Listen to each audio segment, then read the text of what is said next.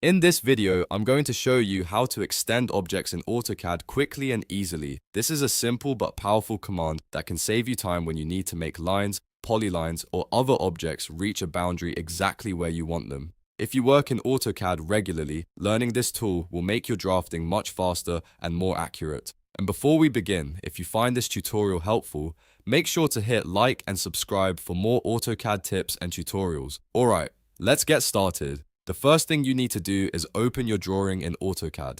Make sure the file you want to work on is already loaded so you can see the objects you want to extend. Once your drawing is open, look at the ribbon at the top of the screen and go to the Home tab. From there, find the Modify panel and click on Extend. This activates the Extend command and tells AutoCAD that you want to stretch selected objects until they meet a boundary. Now, AutoCAD will ask you to select boundary edges. These are the lines, arcs, or objects that will act as the limits for the extension.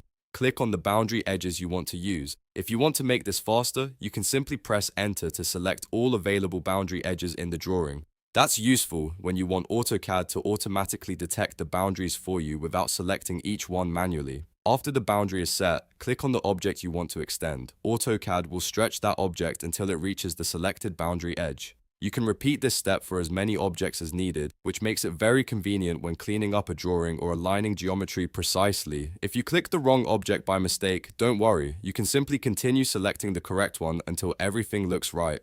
Once you've finished extending the objects you need, press Enter to complete the command. This will exit the Extend tool and return you to normal drawing mode. At this point, your objects should now be extended neatly to the boundary edges you selected, and that's how to extend objects in AutoCAD. It's a fast and easy command, but it's incredibly useful for improving accuracy and speeding up your workflow. If this tutorial helped you out, please give it a like, subscribe to the channel, and turn on notifications so you don't miss the next AutoCAD guide. Thanks for watching, and I'll see you in the next video.